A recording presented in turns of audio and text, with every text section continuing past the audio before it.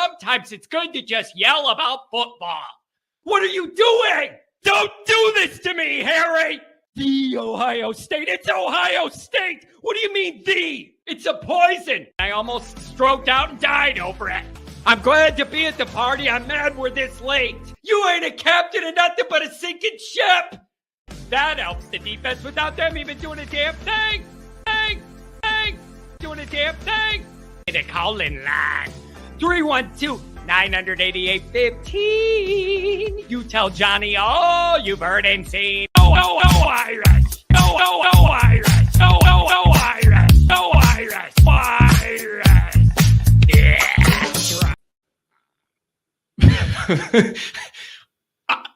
Are we okay? Should we do the show? We just shut it all down and everybody goes to counseling or hits the bottle. Jesus. Unbelievable. May. You guys. You ever see, my word. Dude, this chat is poop. Oh my God. Toxic sludge, one after the next. Hey, are we all right? Holy smokes. Has anybody ever seen Chief? We had a good time Saturday night. I really thought it was a good show. We were well-rounded. We had a bunch of different callers. I did a better job at keeping it moving. I really, whenever I get done with the show, I think about how it went or what I would have done different or whatever. That was pretty good Saturday night. We had a really good blend. And pretty much everybody except for Commander was behaving themselves. Like, we had a really, really pretty solid show. Saturday night was a lot of fun. I mean, my word. Listen, I love Martinez. I'm way hungover. I'm still drunk from Saturday. I love you, Martinez. My main man, Martinez. We got to meet in real life. I know I'd hit it off with this dude. I'm just telling you, man, I love the intensity of this group. I love the intensity of this group. You guys love Notre Dame, and nothing's good enough except for the best. I'm here for that. I'm here for that. John, at least we aren't poisoning trees like Bama fans. Yeah, Harvey Updike he has some mental issues, that dude. Did you see a picture of him? Like, that's a guy who his issues didn't start with football, right? Andrew, that's my clinical diagnosis with my graduate degree in psychology. Harvey Updike, he had a lot of problems, and they ended with him poisoning the tree. That wasn't the beginning of the problems. That was the end result. That guy, you could look in his eyes and see we're not wired right. There's a problem here. Man, I love Dr. John. What's going on, man? 618, we're going to come to you first. I love the intensity and how much everybody here loves Notre Dame, but I got to admit, it's like when which movie is it? It's either Black Sheep, one of the last Chris Farley movies. It's the political one, I think, where his brother's the politician or whatever. If you ever seen the GIF or the meme and it's Chris Farley and he's sitting there all excited and then he looks at what's going on and that smile goes off his face and he's like all depressed. That was me logging in this morning. Like, we're going to start the week off right on a good Monday show with a lot of energy and we're going to keep it rolling. Yeah, Black Sheep. And we're going to keep it rolling from Saturday night's vibe. And we're going to parlay that. We're going to have a good, healthy start to the week. And I logged in and everybody's like, D-line recruiting sucks. Shut the program down. No, don't even bother playing the games. We're done here. We're going 7-5. Make it come alive. And we're done. My God. Oh, my God, bro. Holy crap. Oh man, hot take. I greatly prefer Black Sheep to Tommy Boy. There's a lot that I can appreciate about both. And the reality is, any of that stuff you get from like that Farley era before everything just kind of crashed and burned, I'll take, Um, man, you guys, woo, baby. All right. So we have some things to talk about. I got a couple big picture things, but we will obviously address the elephant in the chat. What's wrong? You guys don't want me to do an individual episode and talk about Gordy and how it's going to change Notre Dame's fortunes or what? What's wrong with you people?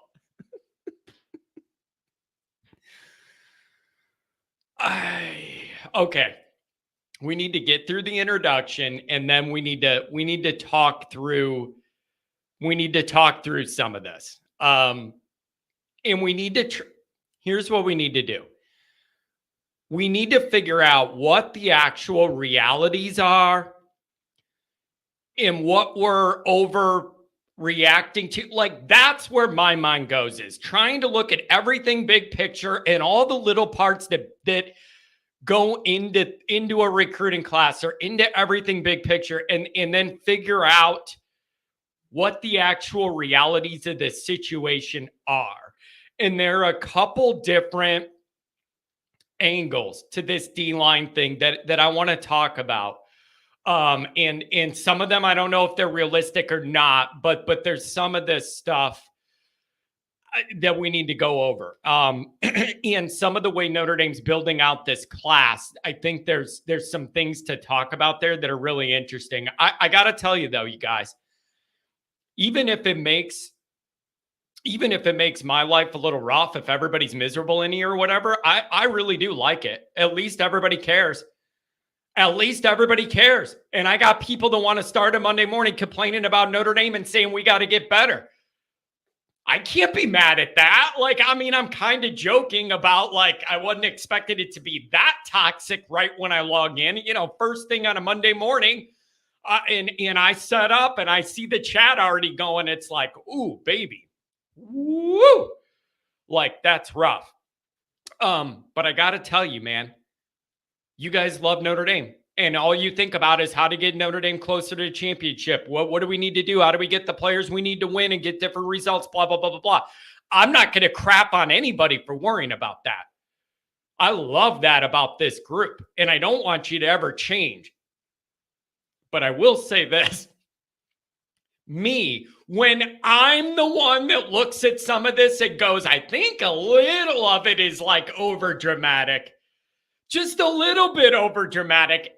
When I'm looking at something saying it's a little over dramatic, it might be a little over dramatic because I am the king of dramatics. Good or bad, whatever it is, I'm the king of getting that out. And so for me to say it's a bit dramatic is a little rough. Beef, that's a good one. And the other thing with the Chris Farley thing, it's... Man, can you tell? I'd rather talk about Chris Farley. Oh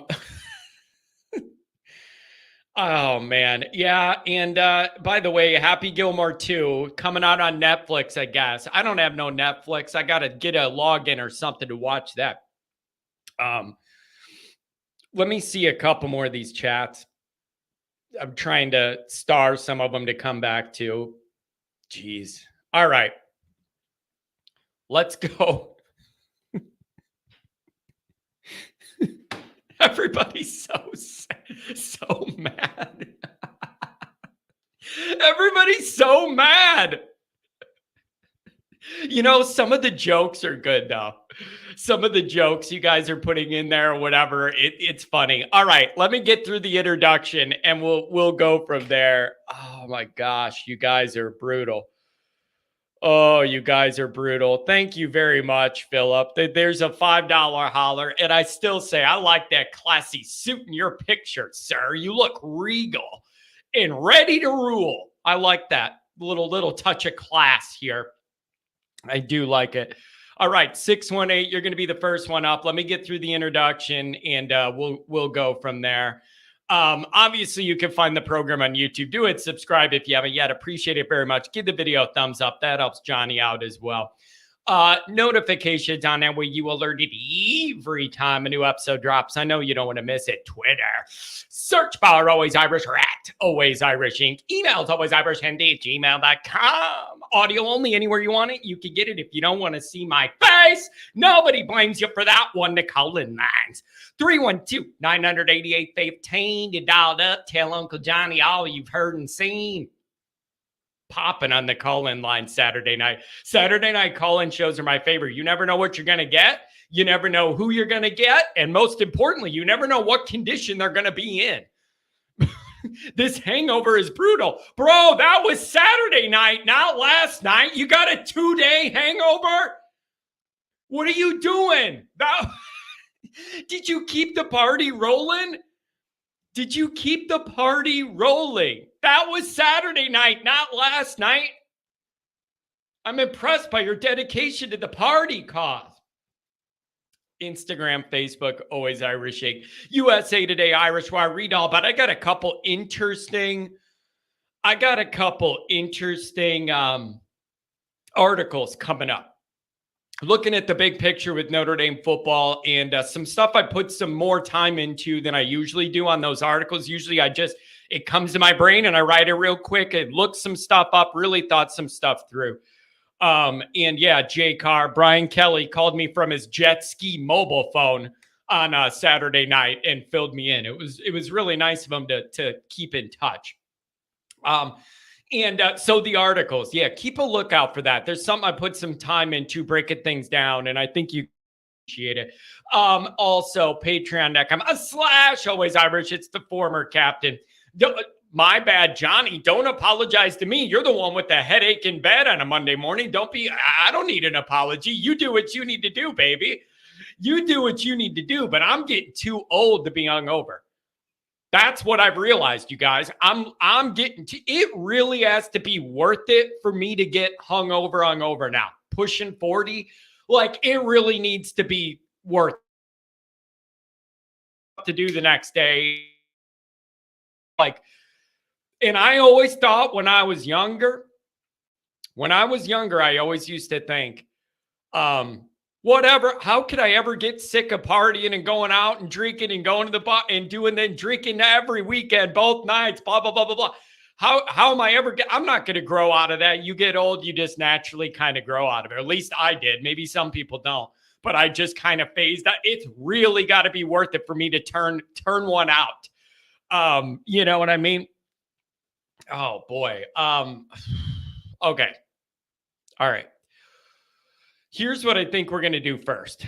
I have my morning caller here, 618. He was trying to call off and on Saturday night. Didn't quite get to him.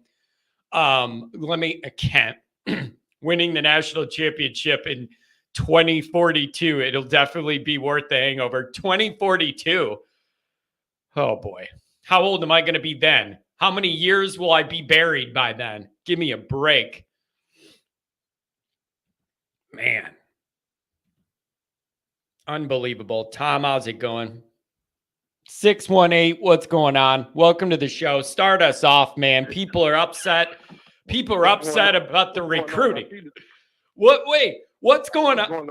Oh, listen. People are freaking out. They don't like the new D-line recruit. They think we're shooting too low. We're going for guys nobody's heard of. That's not how you build a championship D-line, man. That's what I'm hearing.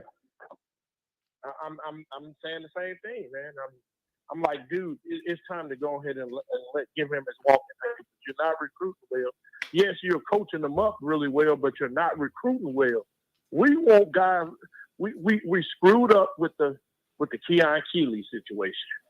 Then we turned around and we screwed up again with the Justin Scott situation. Now we're screwing up and giving this. Okay, yeah, I like this guy, so yeah, I'm gonna recruit him. I understand the frustration. Let me ask this. Do you think this is a scenario where they take a guy like this now, plenty early, and they're going to keep grinding. And then down the road, if they could flip somebody or do something else, that they maybe do a swap there and tell that guy, you know, we don't have room for you anymore. I realize that's not, listen, man, I realize that doesn't sound like the Notre Dame way of doing business, but is that a possibility when you're loading up a class this early, that it gives you flexibility to keep fishing? And if you need to go ahead and swap a guy out and be like, you know what, dude, we upgraded, you know, we don't have space for you. Do you think that's in play here at all? Came to my mind. Man, I sure hope so, man. I'm just tired of like settling for mediocre talent, you know. I'm not saying that Al Washington is not doing a good job, or he's doing a good job of coaching it up. But, man, come on, man. We whiffed 2 years in a row where we whiffed on Keon Keeley, and then we whiffed on Justin Scott, but not only Justin Scott, but Elijah Rushing as well. So, you know, it's time to hey, look, man, he needs to sit down with him this summer and say, hey, dude, if you can't bring in that talent, dude, you better off somewhere else. And then, okay, let me ask you this.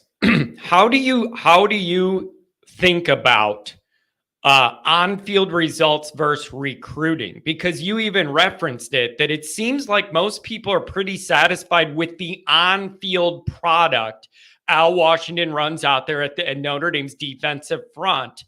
How do you balance that? That you're getting pretty good, reliable play out of the D-line we do have on the field, but the recruiting in that pipeline isn't quite what you want it to be. How do you gauge that equation? Man, there's no way that Notre Dame should not have, John. No way that Notre Dame should not have 5-star defensive tackles, 5-star defensive ends. You're whiffing on the Viper position. You're forcing people to play the Viper position when you had the Vipers in the class. Now, I don't know what's going on with Al Washington. Maybe maybe he is a mediocre recruiter. But I'm not trying to hear the on-field play. Notre Dame and the brand in itself should bring in good offensive linemen and good defensive linemen. Yeah. And all right. So yesterday when this all, I was seeing the reaction on Twitter, and I got a bunch of messages about it and whatever.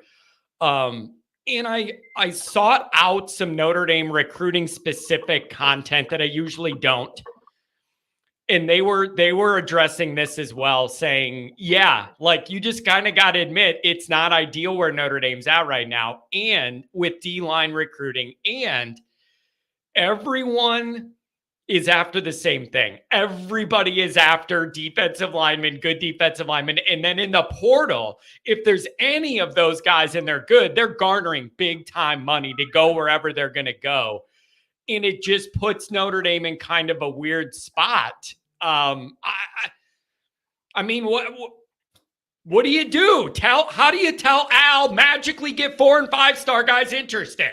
Like I don't know how you do that. What do you say, Al? Whatever you're doing, do the opposite. Like, how do you get him to get? You're in a weird spot. How do you go about it? What do you do from here? I don't know what you do, but he needs to turn up the heat on his recruit. You know, I mean, don't get me wrong. Al Washington is coaching these guys up, and he's getting the most out of these guys. But come on, man, you gotta get better results. I'm tired of seeing these guys that got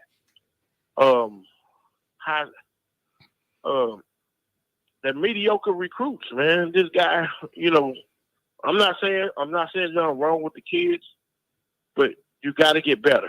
You got to get better at recruiting. If you can't get better, we need to bring in a better defensive line coach. Let me, and I genuinely don't know the answer to this. Do we suspect that most of the top end D-line recruits, meaning 4- and 5-star recruits that are getting offered by the national handful of powers, we all know the names, Are we firmly in the camp that we think they're getting NIL up front as incoming freshmen and they're getting a boatload of money right out of the gate? And that's a part of why Notre Dame's not in the mix, because we don't play that game of offering freshmen huge NIL deals before they've proven themselves in the classroom and on the field. Do you believe that is a part of this equation that minimizes the pool of guys Notre Dame's able to, because that's their process and they don't want to play that game? I don't know. I'm just asking you, do you think that's a piece of this issue? It could be a piece of an issue, but you gotta, and then Al Washington, not being a great recruiter, that's part of it. I think the NIL and Al Washington both play their own part into that situation, man. People look at it like, dang, he's selling the dream, he's selling this. And then whatever he's telling these kids are not sold on what he's telling them. Or is he even recruiting 4 and 5-star recruits at these positions? Yeah. Well, I mean, but here's the other thing though, man. Do people in this chat really think Notre Dame's like not trying to go for 4 and 5-star guys? You think they just like skip all those guys in the list and go to the nearest 3-star with John's body at a Catholic school and go, hey, do you want to play here? Like do we think that they're not trying to build relationships with higher end guys? Like, I mean, right? Like, come on, they got to be trying to. It's just maybe they're looking for things we're not willing to do or something. I don't know. Yeah, I think they are, but I just think these kids are not sold on Washington, man. I don't think they sold on him. Man, and then here's another part of this. Do we feel any better? A part of me thinks that next year, Notre Dame's not going to blow $1 million or more on a transfer 1-year rental quarterback. Perhaps that gives them the flexibility to be real players in the next portal wave. And maybe Notre Dame could go get a big D-line fixture either inside or on the edge. And we could be in the mix for that with some of the money we usually put towards whatever that quarterback's been the last 2 years. Is that an option that makes anybody feel any better? Maybe, because I think that's kind of the plan right now, is take those resources you don't want to go down the transfer quarterback again and apply them somewhere else. Or is that not even enough? Because ultimately you can't rely on that. You need to home grow your own dudes. I think you can. You see how many years you can get out of Keeley and see because I think that like the new administration, the new athletic director and everything, they're giving Freeman more flexibility to win. Maybe we can pull in a guy like Keon Keeley, give him a little money, not $1 million, but give him a little money and say, hey, all I want you to do is just go after the quarterback. Go after the quarterback. That's been one of Notre Dame's biggest weaknesses. They get into the quarterback, but they're not bringing down the quarterback. Yeah, we need, and hopefully this year will be a lot better, man. But I just don't know, man. I don't know what Al Washington is doing, man. His defensive line recruiting has really been horrible for the last. It's going on 3 years, and I think whether it's before the season or after the season, dude, this ain't work. This didn't work, man. We gotta let you go. We gotta ramp up. We're this close to winning the national title, and you're not bringing it. You're not playing your part. Yeah, it's frustrating, and also though, I do think there's something to the defensive line specifically. I just think it's such a premium position. There's so few guys that are really elite at it. Everybody's going after them. And a lot of them are promising money right away, and that's not really Notre Dame's thing. Like, it's already a tough spot to be in as is.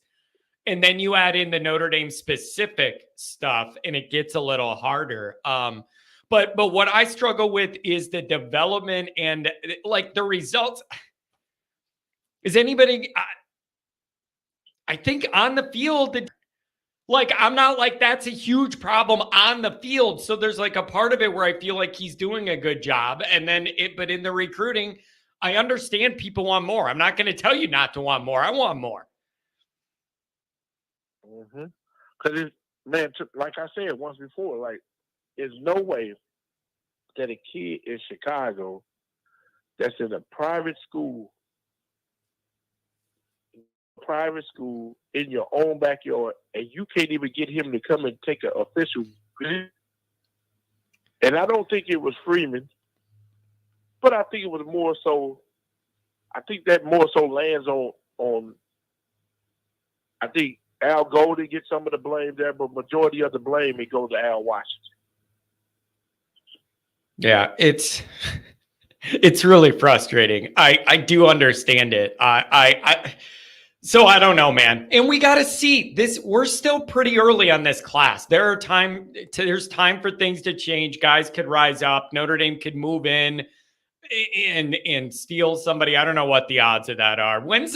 Honestly, you guys, when's the last time they made a big steal towards the end of a recruiting deadline?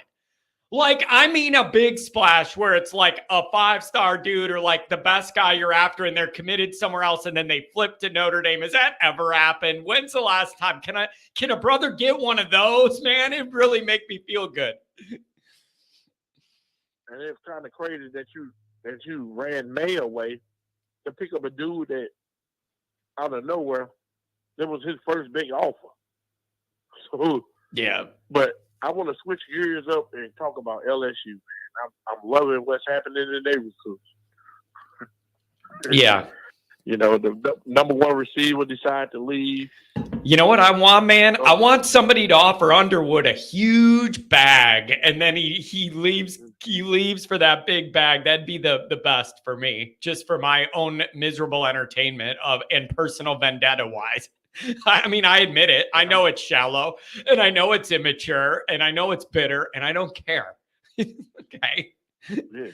And I'm hoping that Michigan or Ohio State come in and offer him the biggest bag he ever seen in his life. Yeah. And he decommit. You know, and all the LSU, I listen to the LSU recruiting analysts, and they'll say, "Oh yeah, he ain't even taking another visit. I wanted somebody just to come in like Alabama or somebody and just say, here, man, here goes $4-5 million. Yeah.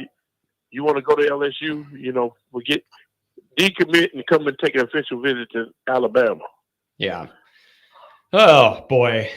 Well, I don't know, man. There's no easy answers. I'm holding out that there's options.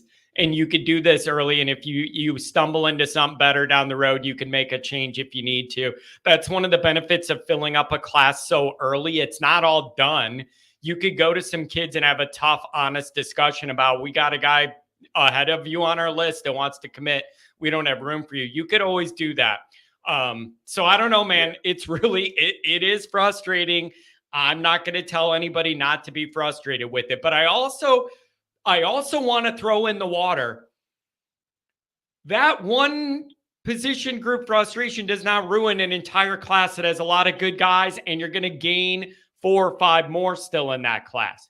It's not like every guy is my body frame and we're offering them to play D-line at Notre Dame. Like, there are a lot of great building blocks in that 25 class. There really is. But I do understand the frustration, and I share it. And I think we get Blair. I think we get both Blair and we get Zachary. That'll be the best DB haul ever, probably at Notre Dame.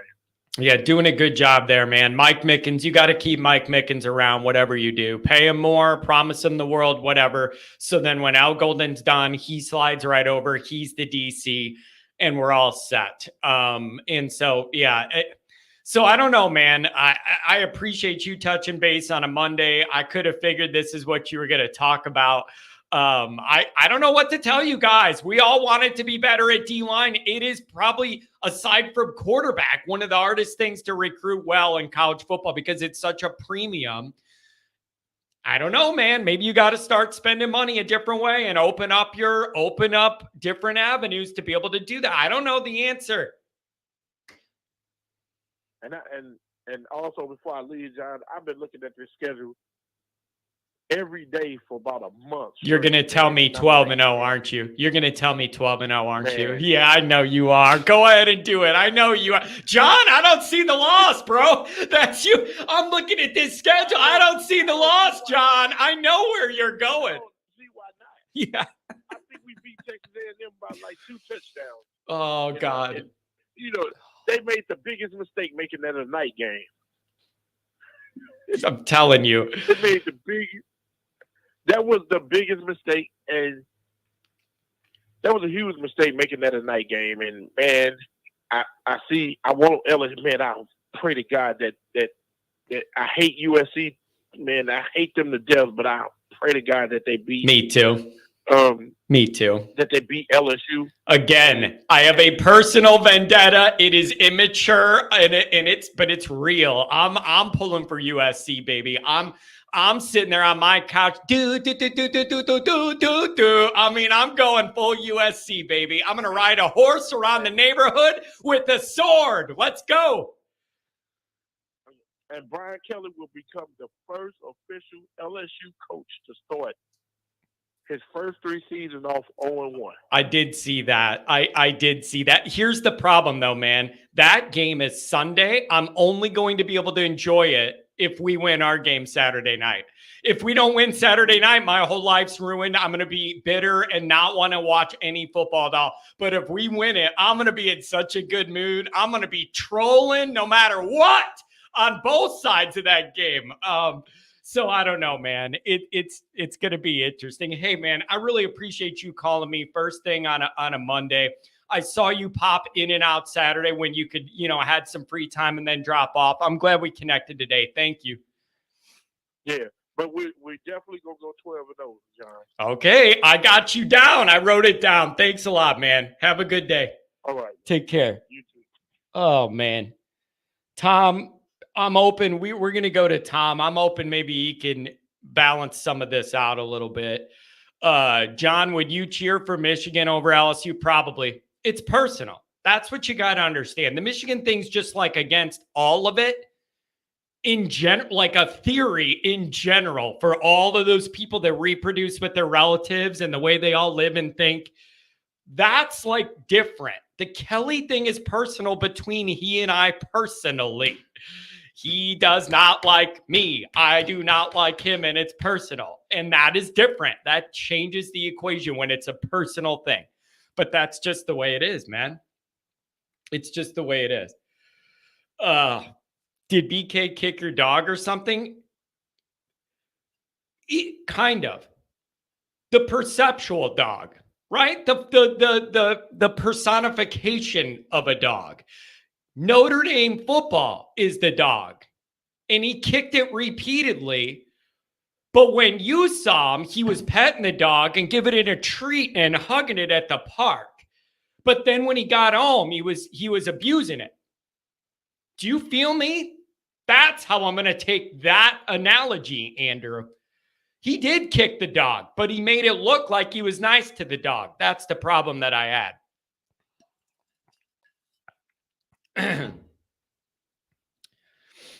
Dude, SPF, you got to get the puppy who lost its way. You get out there and you find that blanket dog.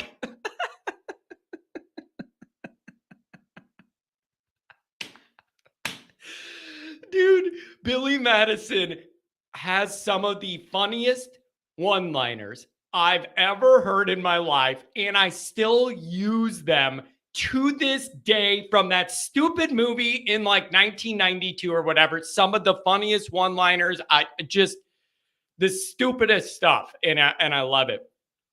SPF, here's the thing, man. I don't know what LSU media you watch. They can't keep Notre Dame out their mouths. So if you're going to come here and say, why are you guys talking about Kelly? Let it go. Why are all the LSU YouTubers are bringing up Notre Dame and making comparisons between the recruiting and this and that. Blake can't keep Notre Dame out of his mouth. So don't act like that's just here one way. Every time I tune into an LSU thing, they're talking about comparing Notre Dame. That works both ways. Okay? But I'm telling you, I have no hesitation admitting my immature, unrelenting beef against Brian Kelly personally. At least I admit it. I'm not acting like I'm mature and above all that. I'm 100% admitting I'm rooting for his failure. Okay? And I always will. It's just the way it is. It's very personal. Oh, here we go. My word. Because you guys started, let's stop the BS. ND fans was real salty about BK leaving. Here's the thing. Here's the entire crux of the issue that we have with them. LSU is so arrogant as a program. Their media and fans are so arrogant about their program because of recent success that they've legitimately had, that when Kelly left to go there in the middle of the night, and I said, this could be one of the best things that ever happened to Notre Dame. This relationship ran its course. He wasn't even trying to recruit at all. And we kept getting the same results every year. Pretty good, but nothing changing to get over the hump. Kelly was frustrated, checked out. The administration was frustrated and checked out. I said, this is awesome. I don't mind this at all. I'm not sad. This is good for everybody. He could start a new thing and we could start a new. This is needed. And I'm not sad at all. This is good news. And if you don't believe me, go look up my reaction the minute he announced he was leaving. There was no, oh my God, we're losing Kelly. I'm scared. Ugh. There was none of that. So the issue I have is none of the LSU people will entertain that idea as being genuine. That's the crux of my problem with the LSU people. They absolutely refuse to accept any Notre Dame person could be glad to see Brian Kelly go and not be jealous he went for LSU. You all refuse to listen to me when I explain the reasons of why this relationship ran its course and we needed to go separate ways. That's my problem. But the LSU pride and all that LSU arrogance has them saying, you're secretly crapping on him now because you're mad we stole your man, blah, blah, blah. No, not at all. For years, I've been on the record. I was ready for Kelly to leave. So that's my problem. You totally refuse to see anything other than Notre Dame fans must be crying at home because Kelly's leaving. No one did that. No one did that. Okay? That's the problem I have. Right? Because we're LSU, John. Awesome. Johnny come lately. Big deal. Like, I'm sorry. It's just, I just wish they could understand where we are coming from. Pump faking. That's the problem I have. That's why me and Blake argue from AYS or whatever. He refuses to accept that I could honestly be fine with Kelly leaving and like it. And he won't accept that. Refuses to see where I'm coming from about the relationship ran its course. We weren't getting any different results on the field or in recruiting. And it's time to do something. They just won't accept it. It's just, John, you're crying because you're hurt that we stole them. So now you're overcompensating. Not it at all. Not it at all. And I just can't get those guys to understand that Brian Kelly is not that dude, man. Like, no one in this fan base was crying, oh my God, we lost Brian Kelly. Now who's going to lose to Cincinnati at home when it's the hardest game on the schedule? Oh my God, nobody could do that again. Oh my gosh. Give me a break. What? What are you talking about? John, the guy took Indy to the chip in 3 years and the Edmund made him kiss their ass. That's messed up. MF comes in, kisses ass, and now he gets keys to the city. Explain that. Bro. Okay. So you took Notre Dame to the, think about your logic. He took Notre Dame to the championship in 3 years. Instead of preparing for that game, went and interviewed for the NFL to feed his ego, which is always his number one item on any to-do list in any given day, feed his ego. So first off, he went and interviewed for an NFL job instead of preparing for the title game. That offends me. Okay, all for his ego. That's his number one thing. Then you lose 700 to negative 80 in that game. So all the credibility from the 12-0 was gone because you lost 700 to nothing in that game. Then after that, the bottom totally fell out and we bottomed out and and just totally had nothing going on below 500, like awful. Then we trended back up and it got pretty good, but still not to where you're winning any big game or any playoff game that matters. Okay. Like, I don't understand. And then, so that's how that went. And then Freeman comes in and now he gets keys to the city. Here's something you need to understand. Notre Dame is very much a small, tight-knit, family-type community in the way everything runs there. Everything's connected to everything else. And it's a very unique relationship place because there's so much wrapped into it, okay? When you have Kelly, who had time for no one, didn't want to engage with anyone, you never saw him at any events, he didn't want anything to do with anything, he was complaining about having to go to booster events and bring in money and go raise that, didn't want to get on the jet and recruit, talked down to the fans, talked down to the media, told everybody they were dumb for expecting bigger results, whatever. So when that guy who carried himself that way leaves and the new guy comes in, and is the opposite in his personality, and he's very open and gracious, wants to be with the fans, wants to be seen at the other sporting events, wants to engage with people. There's a big difference there, man. It's how you treat people. That matters. And at Notre Dame, it matters more than it does a lot of places. That relationship is a big deal between the Notre Dame head coach and everything else involved. Kelly didn't have those relationships. He pissed everyone off by being arrogant and treating them all like crap. That's a big difference. It's a big difference. All right, I'm sick of talking about that guy. I really am. We got a few more callers now. Tom, balance this out, Tom. Make everybody in the chat feel better. Calm down a little bit on a Monday. Can you help out? Jesus, I hope so. And that's why I called. I'm sitting there and I was just, I've been out of it the last 3 days, quite busy doing other things. And then I see the commitments that Notre Dame put together for the defensive line in the class of 2025, right? Yeah. So what do you make of it, Tom? What do you make of it in this immediate case and then bigger picture? I'd love to hear your insight because you're very thoughtful with this side of Notre Dame. Two of the kids are from Elmhurst, Illinois. One goes to Immaculate Conception. The other kid goes to York. I've seen them play. I've seen them play last year. And I've seen them play 3 times, and they're athletes, and they're all over the field, as they should be in their size and their speed and the class that they're in.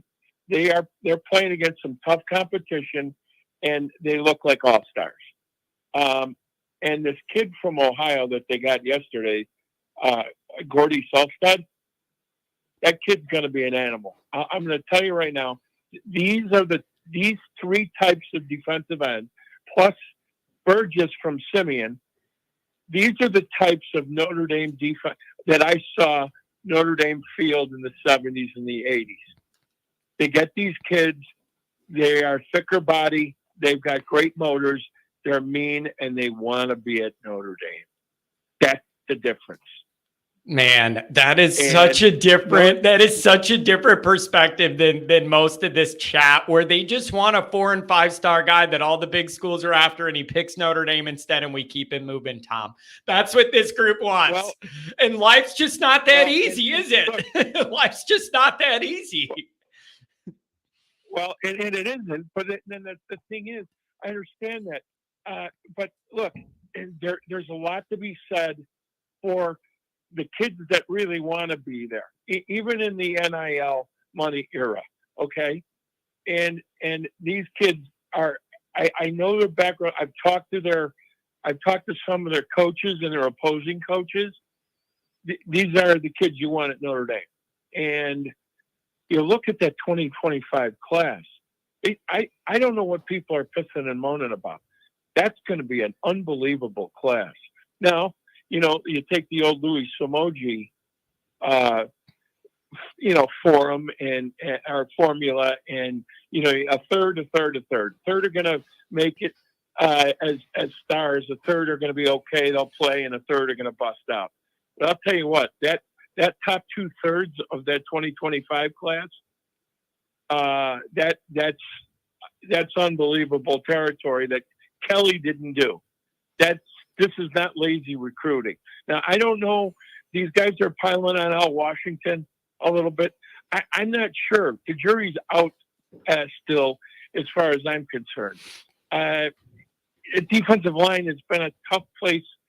It's been a tough place for Notre Dame to recruit since the Holtz era. You know what I mean?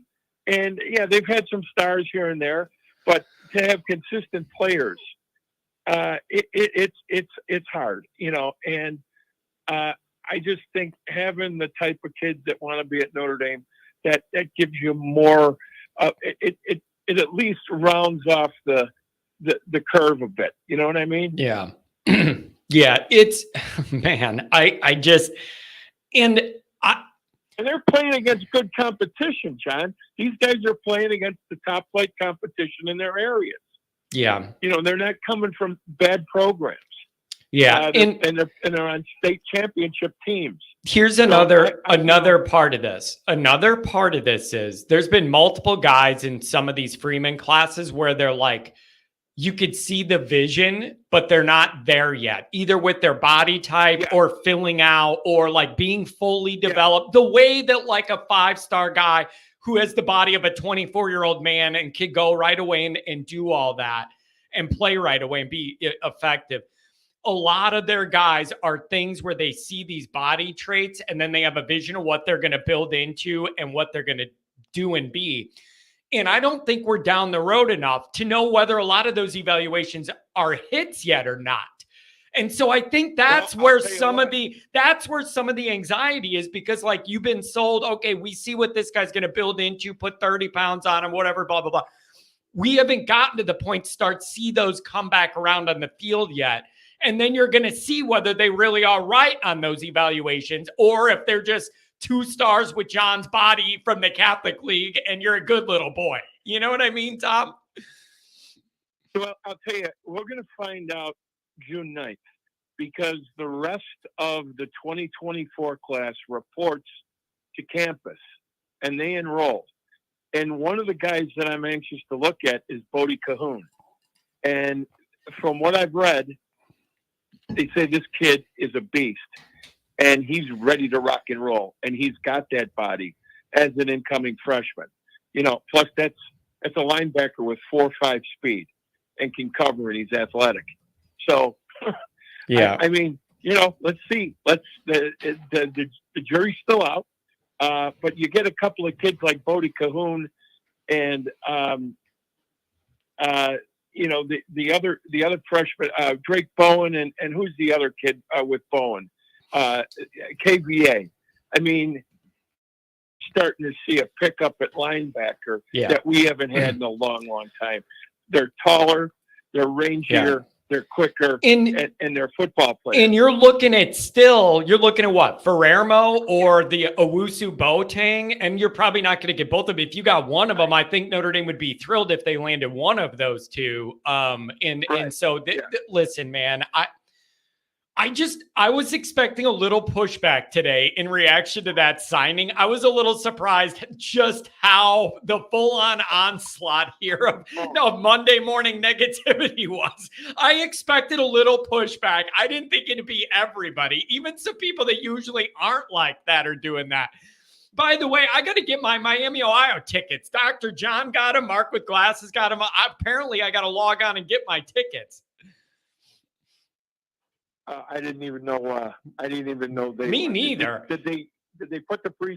Did they put them on sale yet? Apparently they did. Mark with glasses got them. Dr. John got them. But when I went to the Central game last year, and that's when we did our tailgate, I bought the tickets 2 days before the game, and I had no problem at all with Central Michigan. Like it wasn't. You know what I mean?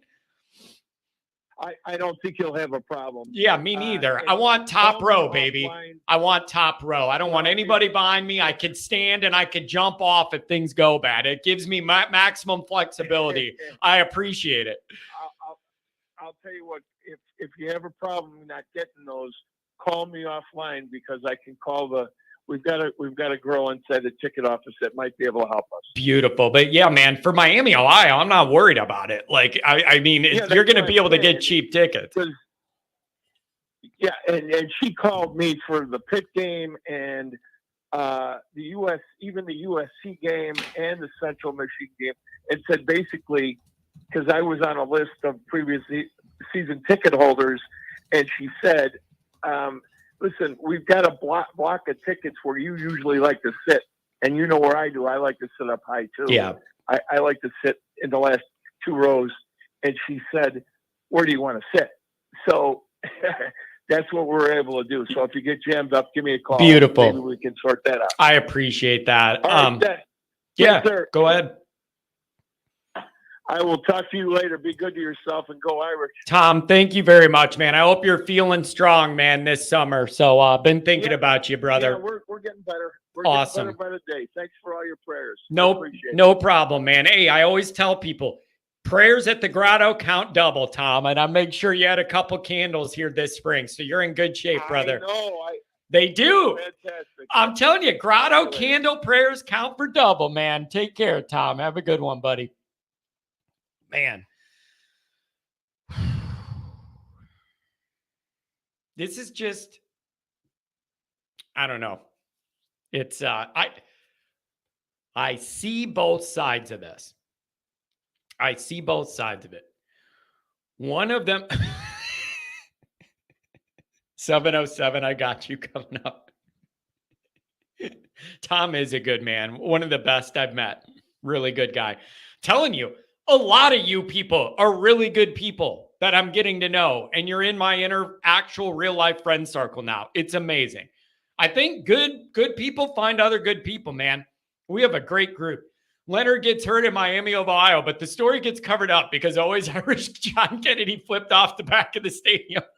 Bro, you know what? That's funny. Maybe some of you will remember.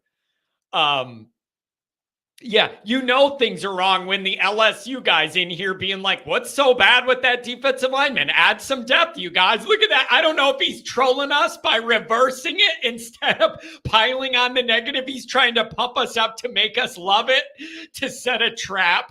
SPF, I love you, man. Don't go away. I like you being here. I really do. I really do. Dr. John, you were almost always going to be able to get ticks. Getting 6 together and wanting sections was a challenge. Yeah, that's a good point. If you'll remember, I said I almost flipped off the back of the stadium in the Central game because the whole week I said, you have Ohio State coming. I do not want Hartman running and getting hit or anything stupid happening before Ohio State comes. And I'm at the top row of the stadium, standing, pacing around during the game. And sure enough, Sam Hartman gets that one, hit his leg, Gumby's over his, damn near over his shoulders. And I seized, I almost flipped right over. I needed a parachute. Unbelievable. Unbelievable. Dude, I was right in that end zone. I'm telling you, the leg went a weird way. And I don't know if dude was the same ever since. It is burned into my brain the way his leg moved so awkward right before Ohio State. It was the one thing I said it couldn't be is I don't want that guy touched or dinged against this team. Sure enough, there goes his leg, suplex, like whatever. I couldn't handle it. My body just went like this. I almost flipped off the back. Ask Pat. He was there. Phil, use your always Irish flag as a parachute. Now there's some content for YouTube. John does a backflip off the top of the stadium and uses his always Irish flag as a parachute. And I fly right down in the parking lot. And then Pat hands me a Miller Lite and a cigar. There you go. I love it. Oh boy, this is fun. This is fun. 707. Then I got a 773 and a 260 coming up next. 707. What do you make of this? Is everybody overreacting or am I underreacting? What are the realities of our situation? Talk some sense to me, man. Well, I tell you, I don't go in that chat because I'll get in fights with guys. I try and be decent when I call on the phone, but there's a lot of assholes in there. And it's not Dr. John, who I like very much. But in regard to your first caller, we're bringing that back. I like that. And I just like knowing that when you're on hold, you got to be close to the toilet. That's my favorite. That's my favorite part of it's my favorite part of the whole thing. I'm like picturing it. Is he sitting on the toilet listening to the show, waiting for his turn? Just knowing that you got to be close to the toilet for my program is funny to me. I love it. John, every spot in my house is close to the toilet. I live in a small place. But that first caller, that's why I did it, because he was the original guy that we accused that did it, and he denied it. Yeah, exactly. Yeah, you are right. It was him. So listen, okay. He was like, oh. So talk to me. Do you feel like people are just are they just overreacting or what? I don't know. I'm going to keep it fast this call because I saw a bunch of idiots that were saying I was on too long. And that guy, Luke, is a freaking fool that if I ever go in the chat room, I'll tear his ass up, this stupid fuck. But anyway, what I'm talking about with the first guy calling, talking about Al Washington and not having defensive linemen, let me just record. I wrote down some names. Boubacar Traore, that's an Al Washington guy. Brennan Vernon, that's an Al Washington guy. Bryce Young, Joshua Burnham, Devin Houston, Jason Onyé, Tyson Ford, Donovan Heinisch. You know, like, what's he talking about? These guys are all good. Al Washington has been doing it, and Oldham came in on a transfer. So if the coach wasn't that good, he might not have. Yeah. So that's pretty much what I saw as far as him getting on the case of Al Washington. And they were number 5 in defense last year. They had 38 sacks, and that's been a high in a long time. 36, I think, last year, or it might be reversed, 36 this past year, and then 2 years ago, 38. But I don't know. But either way, it's higher than it's been under Kelly for a long time. So yeah, that's what I'm talking about for defensive line. Man, I think some of it is we haven't seen all of this play out yet with some of the projects and the vision and the body types and what they're going to turn into. We haven't seen the finished product on all this yet. But you're right. Like, who gets the credit for Traore if he busts out this year? Right? Like there's right. I don't know, man. And Joshua Burnham started as a freshman doing really good things. Yeah. And he's only a sophomore. Man, I understand it, though, that people want 4- and 5-star guys right off the bat that you could develop. There's not a lot of questions about if they can hang physically. I understand all that. But where I have a hard time is, yeah, but okay, here's the thing, though, man. When you bring him up, the response is, you know what it is. You don't get credit for that. That's a legacy. Dad did that recruitment. That's what I hear. When you bring that up, you don't get credit for it because he's a legacy. That's how this goes if you're in the negative camp. You find a reason to not credit them, right? They talked to Brian Young on the sidelines at, I think it was the Blue Gold game. And he said that he was leaving it totally up to him. He has no say in it. It's going to be his choice what he wants to do. So he pretty much was hands off on what his son wanted to do, and he was going to back him no matter what it was. So that's the thing that Brian Young said. So you can only, take that for what what he said. Maybe it's true, maybe it's not, but there's a whole lot of influence that goes outside of me saying to my son, I want you to do what you'll be happiest with. But damn, I had a great time at Notre Dame. Like, there's got to be a little influence there. But yeah, according to Brian, he's letting him make his own. He's his own man. He's gonna, this kid's bigger than him already, and he's only 18 years old. And he's a 5-star. So, so let me ask this. He's at Notre Dame is what I can say. Do you think Al Washington didn't chase him away? That's for sure. Yeah. No, you're right. But I do think that's, you gotta throw a little bit of credit towards the relationship with Notre Dame. But at the end of the day, you have to still do a good job of making him feel welcome and comfortable and make him want to be there. Like, I agree with you, but that's not the angle. When you use that as a plus for this recruiting outfit, they're going to come back and say, daddy influenced Notre Dame stuff. That's not all them. Do you think this D-line thing is, I think some of it is just, it is one of the most premier positions in the country. There's not that many guys that are that elite right off the bat at it. Everybody wants them. A lot of people are throwing a lot of guaranteed money at the college, at the high school kids coming in. And it's just a really, really tough spot to be elite at.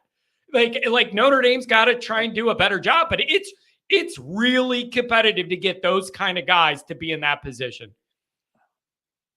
And not only that, but when you're thinking about talking to kids that are 16, 17, and 18-year-olds, they haven't even begun to see the changes in their bodies yet. So you don't really know yet until they actually start getting to be, seniors, to where their body's filling out, and then do they stay quick? So, there's so much that goes into young recruiting that, you can hope for the best, but you don't know what kind of guy you're going to get right off the bat. Whereas at a quarterback, you're going to see him every play touching the ball and this and that.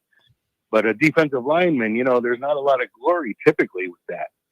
So, and their bodies are going to change way more than a quarterback's or a wide receiver, the kind of thing, Yeah. So there's a lot that goes into a defensive lineman.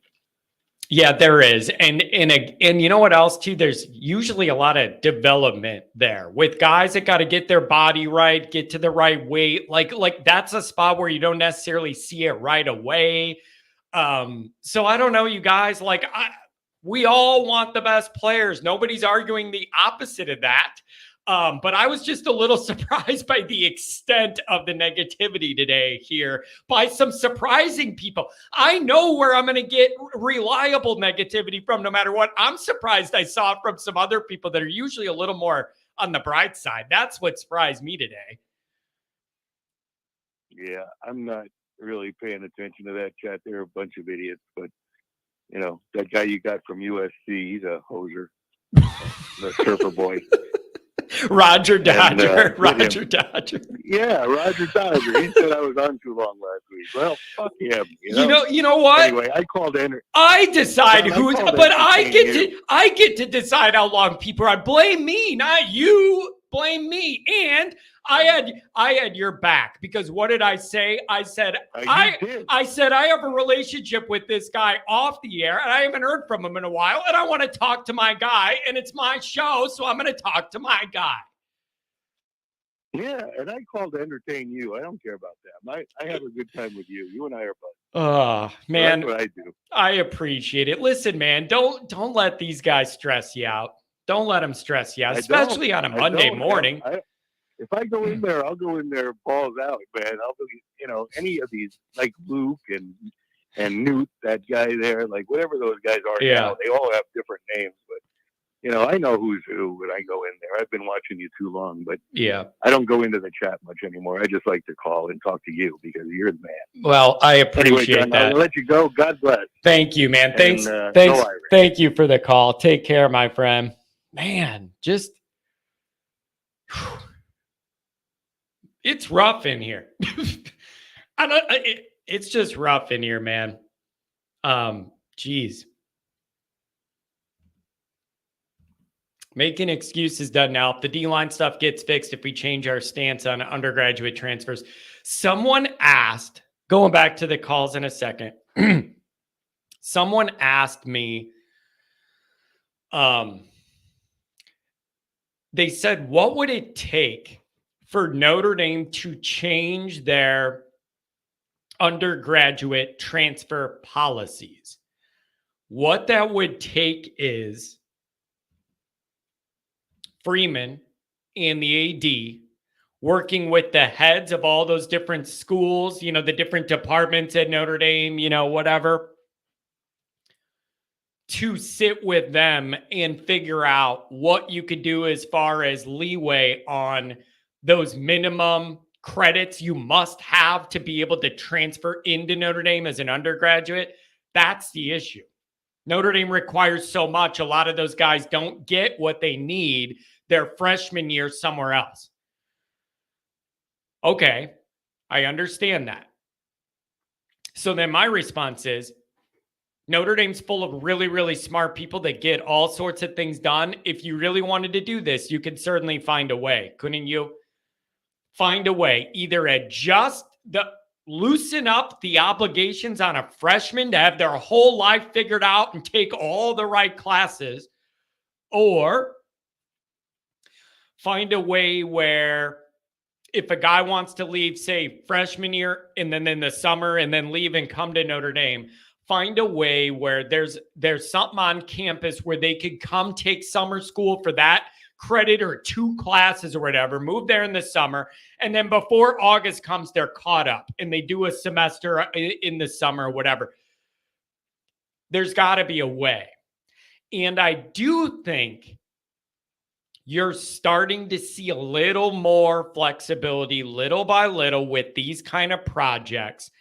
And again, I'm going to say for the 100th time, when you have a head coach that is not an a-hole and that actually knows how to talk to people in a respectful manner, it helps at least them listening to you when you approach it the right way and not like a D-bag.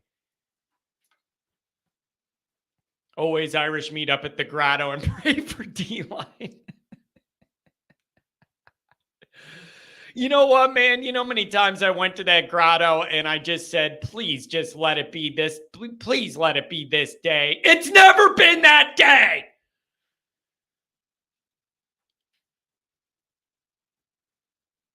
So I love the grotto, but there's been a lot of times where I've been there and I'm going, just give me one, man. We never get the one.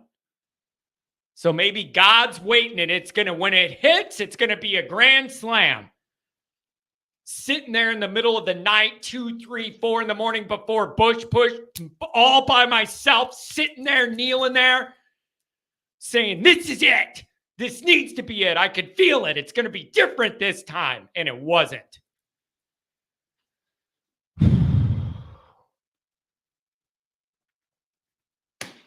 Anyways, man, this is rough.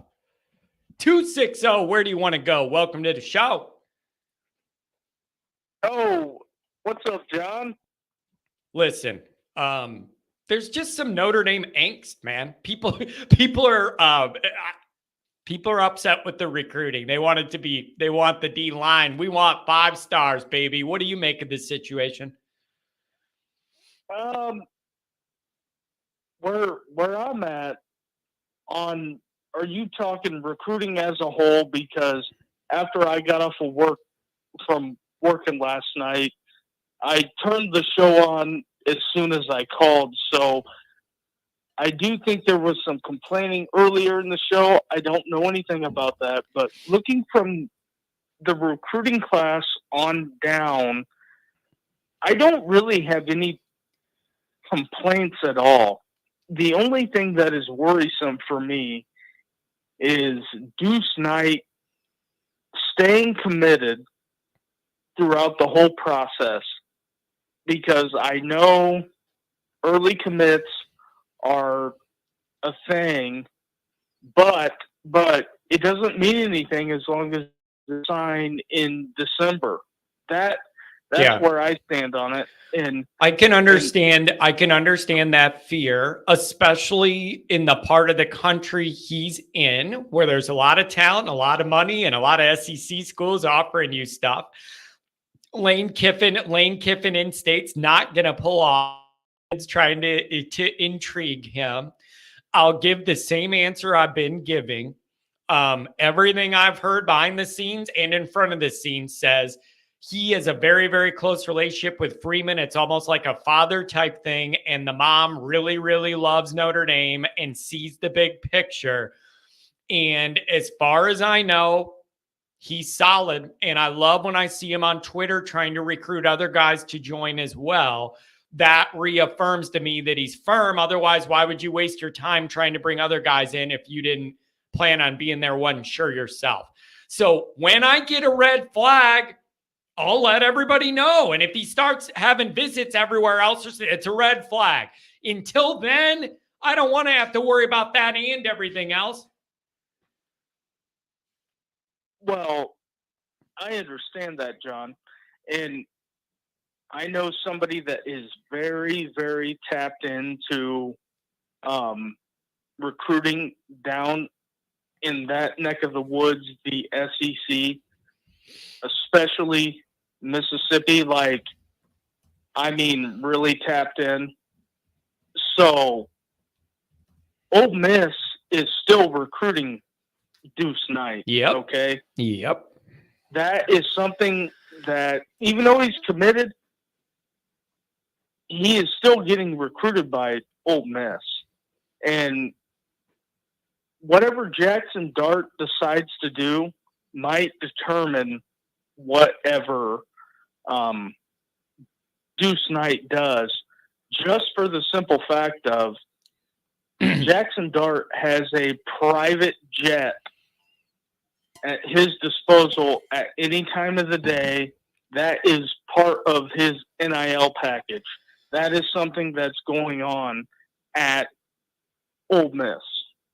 So it's not in the bag by any means. Just because you have a hard commit, and I'm not trying to be negative at all.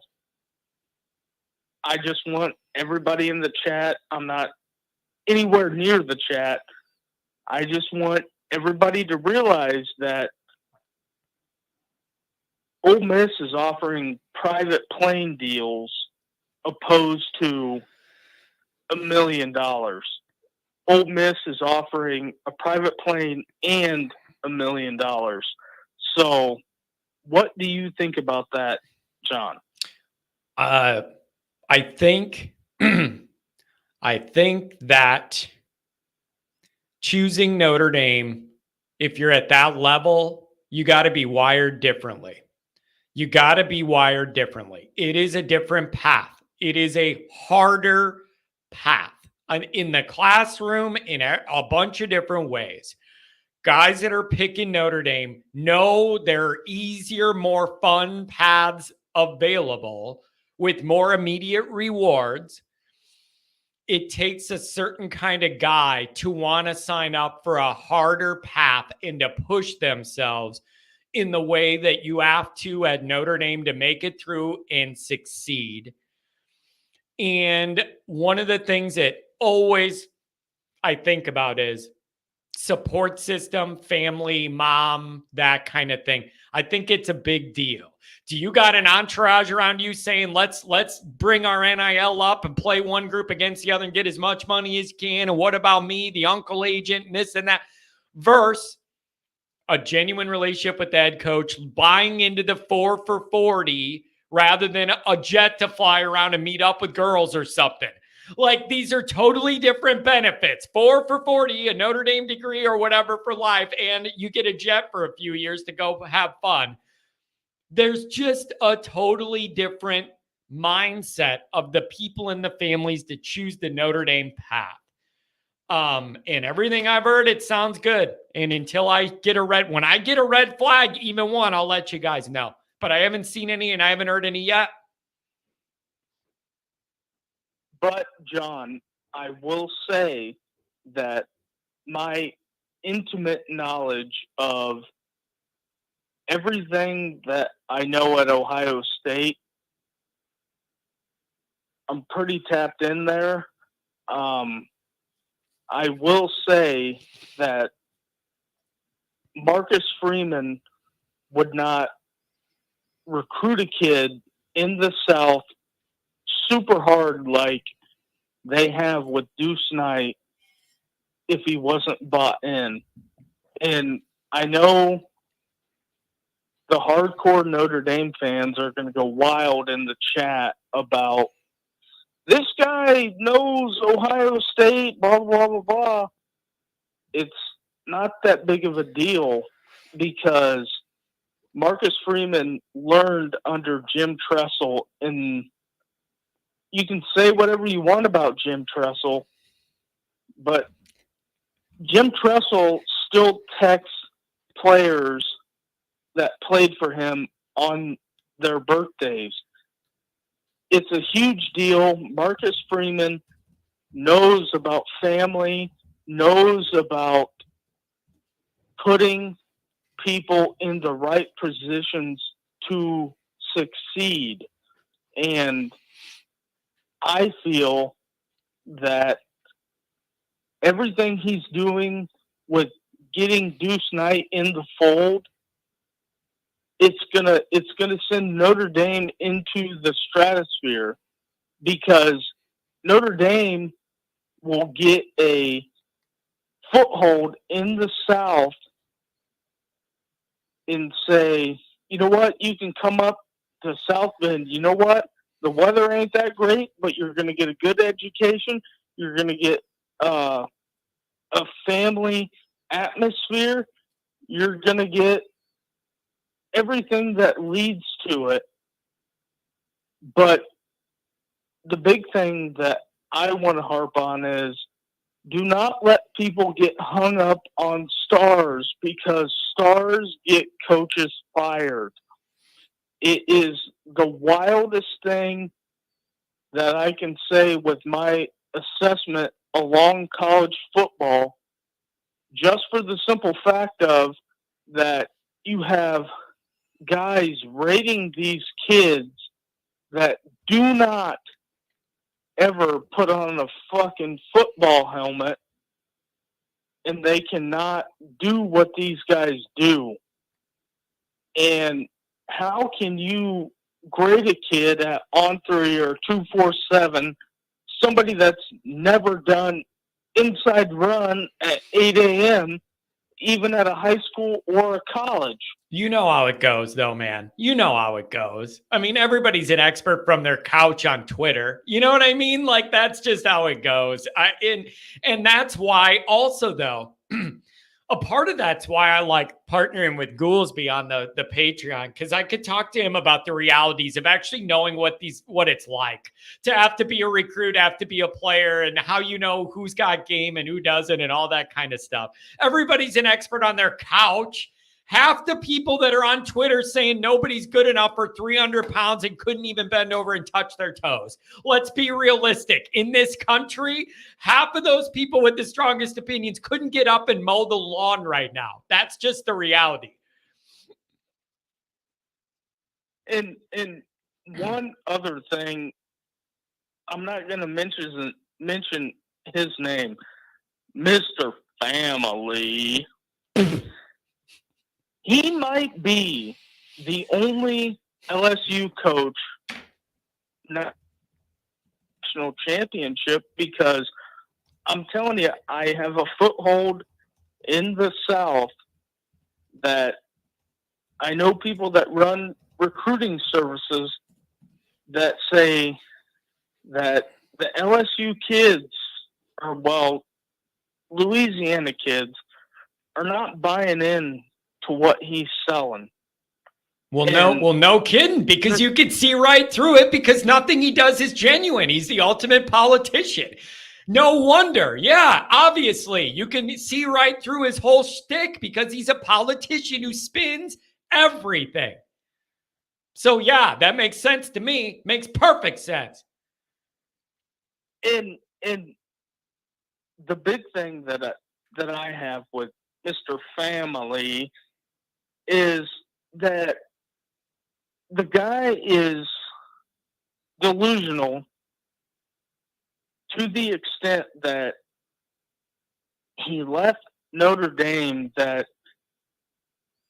he could have built a powerhouse, but he didn't do it. He did not recruit Illinois. He didn't recruit Indiana or Ohio. That's the big thing. He didn't recruit Pipeline State throughout.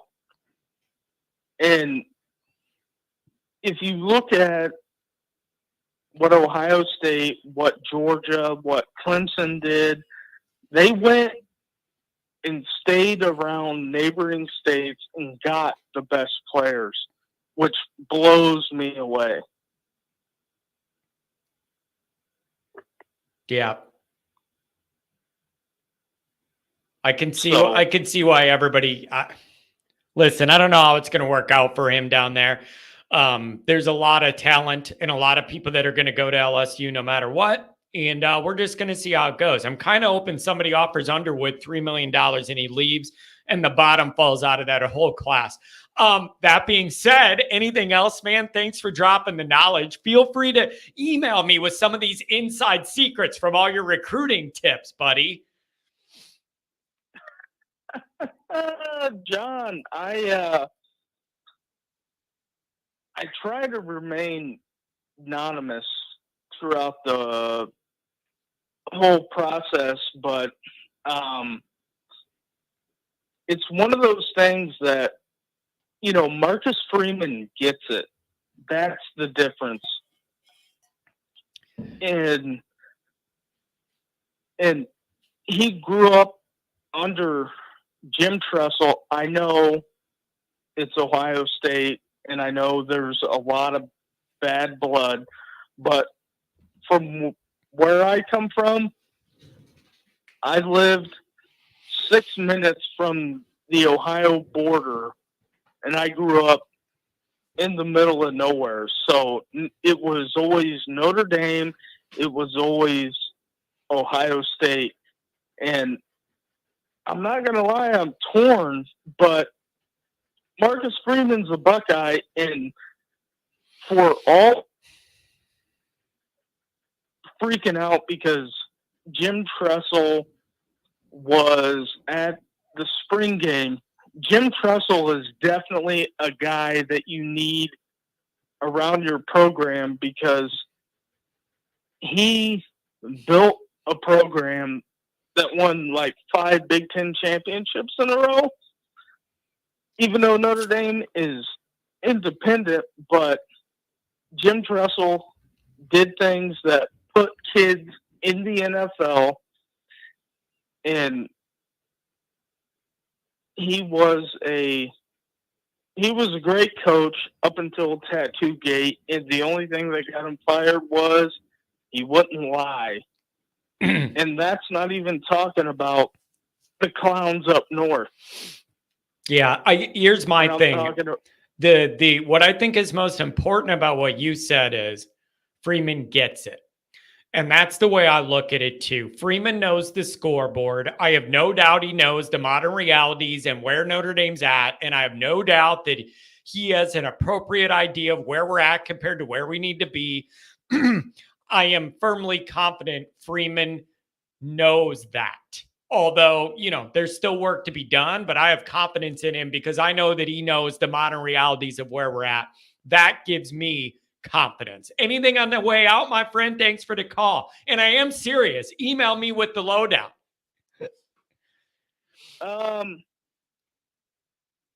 Is it in your YouTube link? Yep. Should be in the link. alwaysirishnd@gmail.com. All right, my guy. The only thing I have to say on the way out is give Marcus some time, because you can be a microwave dynasty about what they're doing, in which this is on the other side of my SEC contacts.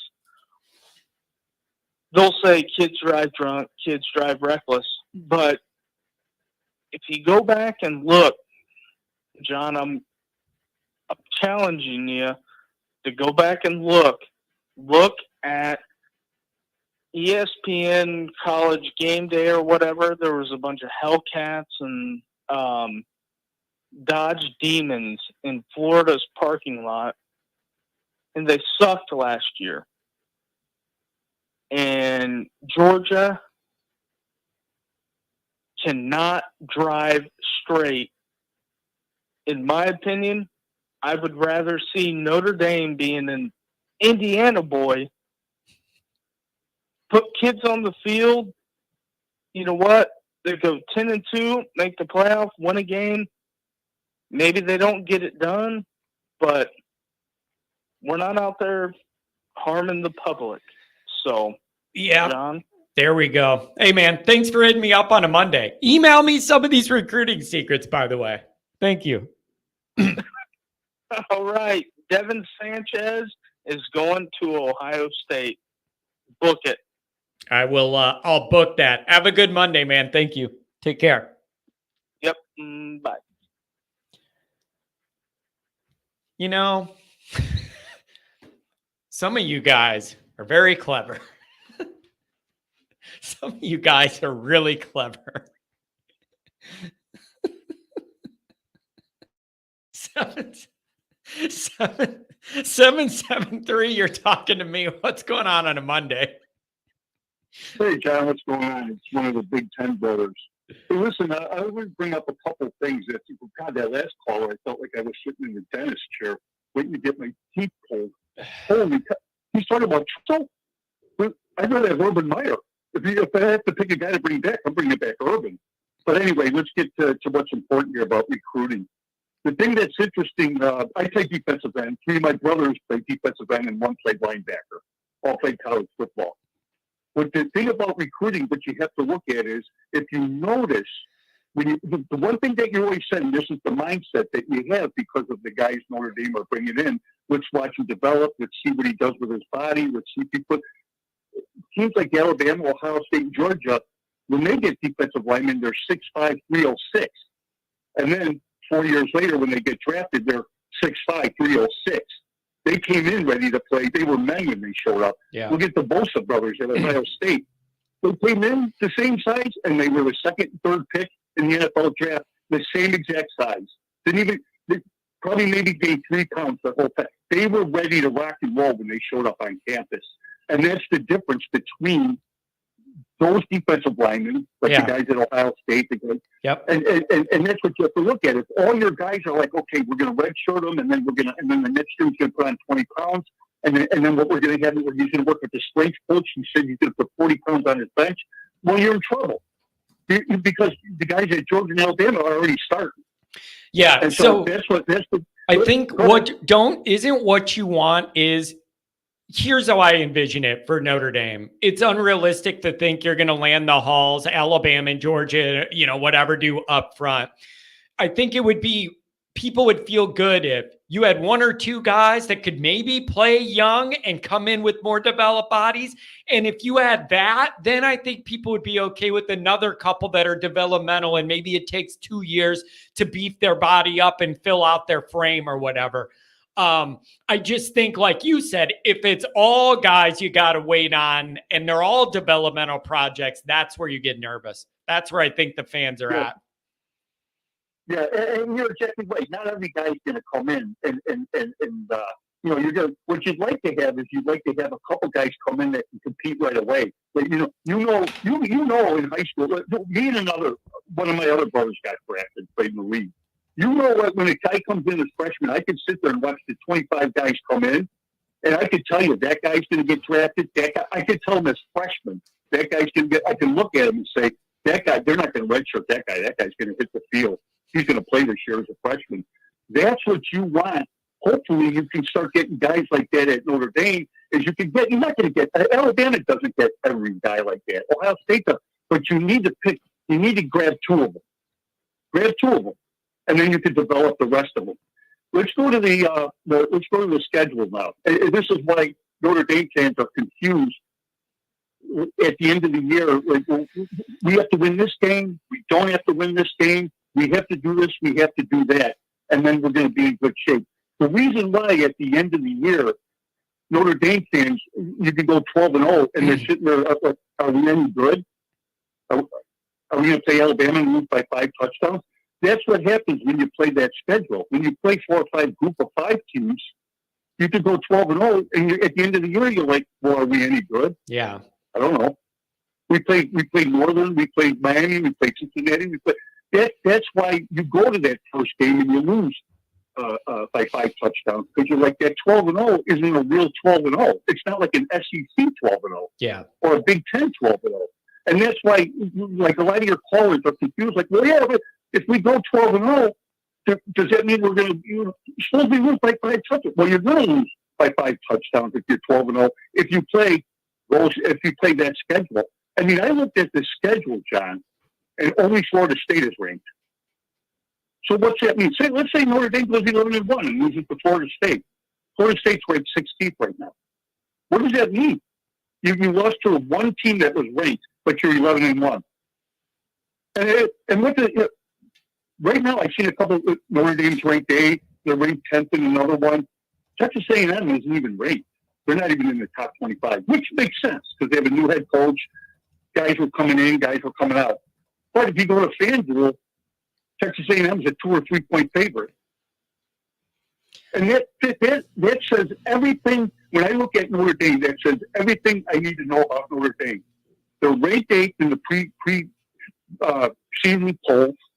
Texas A&M's not even ranked, but the boys in Vegas have Texas A&M as a 2 or 3 point favorite. What about Louisville? Isn't I thought A&M would be at the bottom of the early rankings, and then isn't Louisville in there somewhere? Or no, maybe somebody could look that up. I don't know. There's a few different rankings, but the one I looked at, Florida State was 14th or 16th. They were they're going to change. There's some that are going to change. Florida State might move up. Okay, now let me ask you this. Hey, does the way that Notre Dame fans look at this scheduling, is it going to change now that we're in the modern expanded playoff thing where no matter who you play and no matter how tough a schedule it is, as long as you make the playoff, you get like good year credit kind of thing? Like, is that where we're heading towards now? Well, I don't know, John, because you can look at it like this. Do you get Notre Dame was 12-0 when they played and lost to Alabama by, I don't know what it was, 30, 35 points. They were 12-0, but then get crushed by Alabama. Does Notre Dame get credit for having a good team that year? Yeah. I mean, yeah, that's, you see what yeah, I do. It's just weird to me that there's this, it's weird to me though, that there's this extra landing pad now, like with the bigger playoff. Going to be interesting. This is going to be an experiment because I don't know how it's going to go and how Notre Dame fans are going to react about just making the playoffs the goal. But I have a feeling once we make it there, everybody's going to say, you got to win a game or two for it to be a good year, not just make it, right? Like the bar's going to keep moving up, and I'm fine with Notre Dame having a high bar. Yeah, I mean, I agree with you, but you're still going to have the same problems with what I call the Kelly problem, going 12-0 and then getting crushed by 4 or 5 touchdowns in the first round. Suppose Notre Dame goes 12-0 and gets crushed by 4. Is that a good year? Or are you going to say, well, you know what, Notre Dame was just off that weekend, but they had a good year? Or you could look at it like, well, Notre Dame had a weak schedule. They really were not 12-0. If they were in the SEC or the Big Ten, see, that's the problem Notre Dame's always going to have. Until they join the Big Ten, and I'm not just saying that because I played in it, or the SEC, when you go 12-0 and you run through that schedule and win the conference championship, you know you have a pretty good chance of getting to the national. Yeah, you're championship tested. game. You're tested physically and every other way. You're Right. tested. Yeah. Right. Yeah. And look at Michigan last year. I mean, even Michigan. I looked at Michigan in the first 6 or 7 games. I didn't know if they were any good. I mean, Utah, Fresno State, UNLV, Bowling Green. All right, Michigan was 7-0 last year, and I'm still looking at them like I don't know if they're. Yeah. I don't even know if they're any good. Now, when they played Penn State, Iowa, Ohio State, Alabama, and ran the table the last 4 weeks, now I was like, okay, they got a shot at this thing now. Without Harbaugh even being there. Yeah. But the first 6, 7, 8 weeks, I didn't know what Michigan was. They could have got crushed by Ohio State. Who would have known? They didn't play anybody. And that's the issue that Notre Dame's always going to have until they join a conference and they can control their destiny. If they join the Big Ten and they run the table, go 12-0 and beat Ohio State in the conference championship game, now I'd call you and say, you know what? Notre Dame has a chance of winning it all. They have a chance of winning it all. It'll be between them and either Georgia or Alabama on the SEC side. Yeah. But right now, if they go 12-0 and Florida State ends up being the only team that's winning, what does that mean? What was it? You played 5 group of 5 teams. Yeah, can I ask you this? Let's zone this in a little bit. What are your early thoughts on Texas A&M? Really interesting matchup with all the changes in both programs. What's your early assessment of that matchup? My thing with Texas A&M is they got a really good head coach. Will we have enough time to put something together for this year? Week 1, year one's a lot to ask, even for a guy we respect that much. Yeah. I think in year 2, you're going to see Texas A&M make some jumps because now he's got his guys in the system for a year. It usually takes a year to get the guys comfortable in the system. You know, you got to play in the system a year to start getting good at that system. So I look at it like A&M's they're probably going to be like I don't know, maybe 7-5 football team, 6-6, because they got all these guys that transferred out, all these guys that transferred in, a new coaching staff. That's a lot. That's a lot to ask them to come together and say, hey, you think you can go 10-2 or 9-3? Whoa, wow, we just got here. We're just getting to know each other. So I don't know. It's here's the situation for Notre Dame with A&M. If they win, they won't get that much credit because they're like, well, A&M, yeah, they still have to. Isn't that the way it goes? What do you expect? A year 1 guy with the 30 portal guy? What do you expect? That's the way it always goes, man. And then if you lose, then Notre Dame sucks. That's just the way it goes. And that's what's horrible that the position Notre Dame's in now with A&M is, if they win, they should have won because it's year 3 for Freeman. Freeman's guys are starting to get on the field. Yeah. I hope they win. I mean, come on. Now, Texas A&M has everything to gain by winning and nothing to lose by losing. Nobody down there is going to say if they lose to Notre Dame by 6 points or 3 points or a touchdown, nobody at A&M is going to come out and say, well, that's it. We made the wrong hire. Yeah, that's it. Yeah, you're right. They're going to look at it like, hey, that was the first game, and they were in the game in the 4th quarter against Notre Dame. You know what? We're going to be okay. Yeah. That's how we're going to look at it. And you know what, man? So, listen, I know it's away, and I know the heat, and I know that it's going to be loud, and I understand all of that. The pressure's on Freeman. You are in year 3, and it is expected you are further along in the path of getting your program on track than a guy in year 1. Game 1 is, even though we respect them a lot. The pressure's on Freeman, and I think it should be. You're in year 3, and people are starting to expect bigger results, and I think that's fair. Yeah, and the thing is, year 3 is like your guys are juniors. Your recruiting class is juniors, and you start looking at it like your guys. You better, hopefully, if he's got good recruits, he should have 4 or 5 or 6 guys on defense. That was his first recruiting class, and 3 or 4 or 5 guys on offense. That was his, because they're juniors now. Heck, if they were really good, they could go pro after this year. Yeah. I mean, how long do you want to wait before them to develop? That recruiting class, Freeman's first recruiting class at Notre Dame, that'll be juniors next year. Those classes at Alabama and Georgia are getting ready for the draft. They've already hit the field. They've already started for 2 years, and they were good. So 3 years is plenty of time to say, you know, I'm not saying go out and win the national championship, but you should say how many of Freeman's guys are on the field, And how are they going to, and how are they doing? Do they go 10-2, 11-1? Yeah. Okay. And he had 6 guys on defense, 6 guys on offense. Okay. You know what? It's headed in the right direction.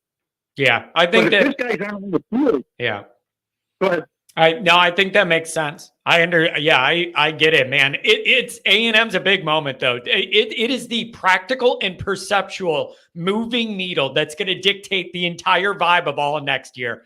Don't you agree, or am I exaggerating? Especially with my group, especially with here too.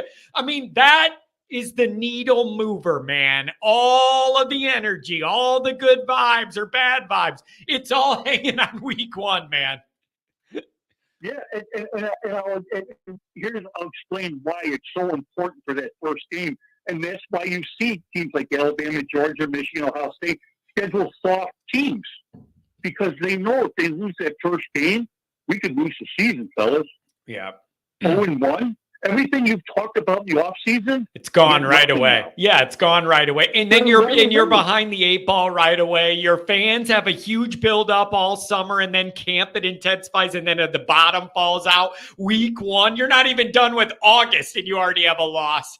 Like you're not even into September. And nobody wants a loss in August. That's not good. Here, I'll tell you how bad it can get. I can remember times like in the NFL or in college football where we lost that first game, sitting in the airport, getting on a flight, thinking, what's this season going to be like now? Yeah. I mean, the doubts creep in right away. Yeah. Like, unless you lost to a Super Bowl team. If you lost to the Niners, then you're like, well, they won the Super Bowl. Yeah. But if you lose that first one, guys, when you leave and you get on the bus to go to the airport, nobody's talking to each other. And you know what? We're all thinking the same thing. Holy shit, this is going to be a crappy year, man. Yeah. This is going to be a long one. Oh, man. For so many reasons, we got to figure out it doesn't have to be perfect. It doesn't have to be a finished, polished product. I don't need the O-line to be week 1 what they're going to be week 10. I just need it all to be enough. I need it all to be enough for you to fight that one out and get a win, and then we'll figure things out from there. The schedule lightens back up. Right. And that's why this first game against A&M is so important, because it's like, all right, get through this one. I don't care if you win by 3. I don't care if you win by 33. I'm not concerned with the score. What I'm concerned about is just get that 1-0 so that you're going into Northern Illinois, Purdue, Miami, Ohio. Yeah. Now you can take a breath and go, okay, we should end up 5-0 or 6-0 by the time we play Florida State. Now you're putting the season together. Yeah. But if you go 0-1, now you're thinking, well, sure, we should beat Northern, Miami, Purdue. But what happens when Florida State shows up? Yeah. And you have no more leeway. You have no more margin. A lot of people are eyeballing 11-1 as maybe a record here. Well, it's hard to go 11-1 if you're catching the one right out of the gate. You have no flexibility. Also, 11-1 Notre Dame hosts a playoff game every single year. 10-2 Notre Dame, I'm not even sure they make it every year. And even if they do, you're going on the road somewhere hostile. That ain't what I want. That ain't what I want. I'll tell you one thing about what will say a lot about Freeman is, let's just say they lose to A&M, but then they run the table and go 11-1. That says, like, to me, Freeman's got control of that football team, because you lost to A&M, you're coming back home, and then you run the table to go 11-1 and grab the number 5 playoff spot. Yeah, that is a great sign. Yeah, that would be that. Yeah, though I totally agree with you. That would show nobody's given up. Everybody's pissed off. They know they're better than what they played, and we're going to prove everybody. I'm totally with you on that. Hey, man, I really appreciate you giving me a call on a Monday. I always like your insight. Anything on the way out? Thank you. All right, buddy. Talk to you later. Thank you. Have a good one. Call me again. Mark with glasses. Week 1 measuring stick. Yeah. By the way, Mark, I saw one of the videos you sent me from your anniversary night. I know that just sounds really bad.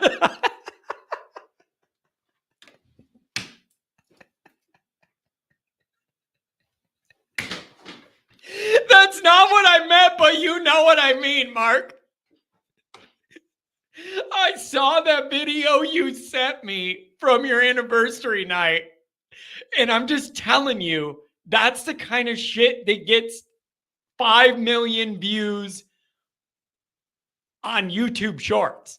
Like literally what you sent me. What's going on, John? You like to watch?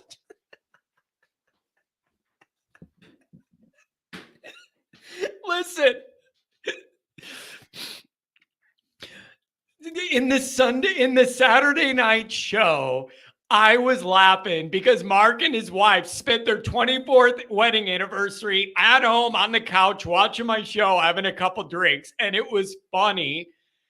And then Mark sent me a video that was just nothing like inappropriate, but I can't even describe. I'm not going to blow it. It's just the funniest video you can imagine of how the night went. You guys are outrageous.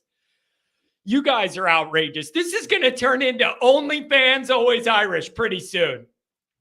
Unbelievable. Nobody wants to see that.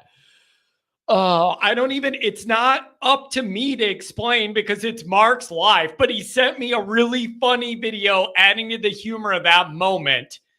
And no, it was nothing of, there was no sensual interplay involved, okay? Mark, it's the camera. It's the panning over from where you're at and then where she's, Mark, it's the, John's new quote. Yeah. Mia Khalifa wearing the Antifa. Isn't she like against? She's like against all that now. Like, bro, you don't get to just put yourself out there for all these years the way you did and then now be like, I don't want to be judged for that. Bro, that's not how the real world works. Oh boy, 573, you're talking to me. What's going down? How's it going, John? It's going good. I'm glad because it seems like we've chilled out a little bit. Early on, this show was rough and everybody was mad. Now we're loosening up a little bit. Do you have any thoughts on Notre Dame's recruiting and where we're going or wherever you want to go, man? First off, I got to give a shout out to Jason Smith in the chat. That last comment, I just think the player-led accountability and leadership culture has to take hold. And if we were going to stop having the letdown, games, should be there this year more so with complete 100% buy-in. I'm like, that's it. Like on Kelly's 2012 team, because of Manti, because of so many converging factors, there was a high level of buy-in. You know, the defensive coordinator was like a big team guy, and the whole team kind of was roused around that defensive energy.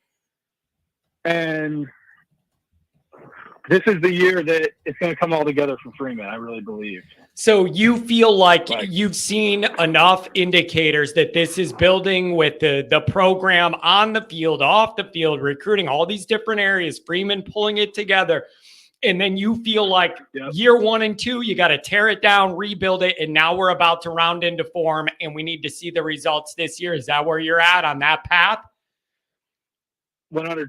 I think that's where most people are. And again, don't you think it's interesting that year 3 has been such a big indicator for former Notre Dame coaches? Year 1, kind of get used to what's going on. Year 2, recalibrate. Year 3, you got to start trending back up in the right direction, get some results. I just feel like that's where the group's at. We're ready. And in past Notre Dame history, the administration has never been behind a coach as much as this administration is behind Marcus Freeman in his year 3. It's never been like this. Yeah. This is completely new territory, and Marcus Freeman's doing something new at Notre Dame, even though obviously we've had lots of championships, a lot of winning at Notre Dame, but it's been in spite of the administration at large. Yeah. It's been because we've had such elite coaches and culture brought on by those coaches. But yeah, it's man, Freeman's the first one to bring that back since Lou. Yeah. And you know what a part of me feels like, and I know no one wants to hear this, a part of me felt like when Freeman took over, he quickly realized there was more rebuilding that needed to be done with the roster to get it where they wanted to go with some of the coaching stuff than anybody wanted to admit. And it almost felt like one of those where you might have to take 1 or 2 steps backwards to put you in position to take 5 forward. But you had to burn it down and build it back up the right way. And sometimes that means you take an uncomfortable step or 2 back to clean out the old stuff and then build it back up. A part of me feels like there's a dynamic to that. Yep. It takes time to build a culture. And you always say that Kelly was just a politician. I think that's giving him too much credit. Like, a good politician is going to, like, connive and negotiate with the administration and get what he wants. That's what a politician does. Yeah. Like, that's exactly what Freeman is doing. He's actually negotiating and working with the administration and getting things accomplished for the team. That never really happened under Kelly. Bro, people poo-poo that all the time. Even I say all the time, all the relationship maneuvering behind the scenes for the Notre Dame head coach that is required is a huge deal. And you gotta make it so those people want to hear you out and help your cause. Kelly pissed them all off. Nobody wanted to do anything to help that guy. They were done with it. They were like, you're not doing what we want you to do. We're not doing what you want. And they literally had a standoff. It was like a relationship where the relationship's over. Both people know it, but they both live in the same, just do their own thing to get by through the day. That's what was going on, and it's toxic. And what that did was more and more brought down the vibe of everything because everybody could feel that. After a while, it starts permeating, and then it brings the mood of everything 100%. down. And I felt that. I felt it. The relationship had run its course, and it was over. And there was no energy in the program. There was no pop. There was no vibe. There was no spark. It was just gone, man. It was gone, and it was time to move on. And so Kelly's happy now. He's jet skiing through a swamp. He's happy playing his golf. And Marcus Freeman's working his ass off. So I hope it works out for both of them. I hope Kelly, do whatever you're going to do, Kelly. Whatever. I also wanted to talk about this Selfstead kid. Obviously. Oh, boy. You're going to trigger the whole crowd. Here we go. Well, he looks good. And I kind of came in late to the show, so I wasn't hearing everything. I only heard that last caller. By the way, that last caller's take on Notre Dame joining the Big Ten absolutely made no sense. I didn't understand that at all. Like, the whole point of joining the Big Ten would be to use it as a barometer to see if we can make it through the playoffs. Like, what a convoluted reason to join the Big Ten. Let's be realistic. Like, it doesn't make any sense. Let's be realistic. If Notre Dame joins the Big Ten, it's going to be led primarily by the court cases that are currently ongoing, and they're going to say every school owes millions and millions of dollars and billions of dollars to back this and that and everything, and then Notre Dame's going to get in a conference for the support. That's the way I see it right now.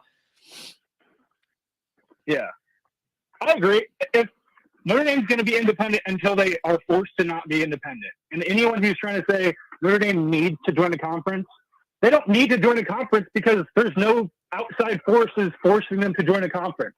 They're completely fine. They have a little bit harder of a schedule than Michigan had last year, but overall, like, this is a cake schedule. We kind of lucked into it because there are some, like, reputable names on our schedule. We just kind of caught them on down years. Okay, so you suspect Florida State takes a step back. I imagine that's on your mind, that they kind of 100%. Yeah, after they loaded up last year. They loaded loaded up last year. That was the year. So we dodged them last year, so they should regress a little bit. Yep. What about Louisville? Or do you they're feisty, but do you believe that being at home, there's no way Notre Dame falls into the trap they did last year? Is that how you're viewing that one? I think we're going to get our lick back for sure. It's going to be like, I can't remember what year it was, but we like, it was, I think it was 2017. It was with Quentin, like with that Quentin Nelson line. I think it was, I'm pretty sure it was that year because we got smashed by USC the previous year. They came back to our place, and then we let them know how much we dislike that. Yeah. It was a beatdown. I think it's going to, I guess it was kind of like this season too with USC. It's going to be, they're going to feel our wrath at home, especially. Yeah, there needs to be some serious revenge on tap for that one. I'm still not over us sleepwalking into that game, acting like we could just roll the ball out there and win. I don't understand what happened. Yep. We were not interested at all. Let me ask you this. Yep. Is there anybody on the schedule that you think could be a surprise that trips up Notre Dame? Anything like that little trip up the toll road to Purdue? Do you overlook that one? Or any of the games later in the schedule? Not USC. We already know what, USC's USC. We're never going to overlook them. Is there anything that looks tricky to you that maybe that's flying under the radar? The only one I think is USC because I think they had a really good defensive. Like I know you just said we're not going to look over USC, but because of the beatdown last year and how much Lincoln Riley's been getting dragged, a lot of fans are going to be like not really taking USC seriously because they have a new quarterback who's unproven. We just had a crazy game in the bowl game or whatever, but yeah. I think Lincoln Riley was, for the first time in his career, like really being trashed by college football fans at large, and was kind of backed into a corner, kind of like Kelly was in like at the end of the 2016 season when he brought in that whole staff. Yeah. And look what happened from 1 year to the next. You know what? Notre Dame. I mean, obviously we didn't. With USC, it's going to be really, really interesting. They have a legitimately tough schedule. 23,000 flight miles, I believe, because they're joining the Big Ten. They're going to be on the Notre Dame track as far as 20,000 plus miles traveled to play their schedule.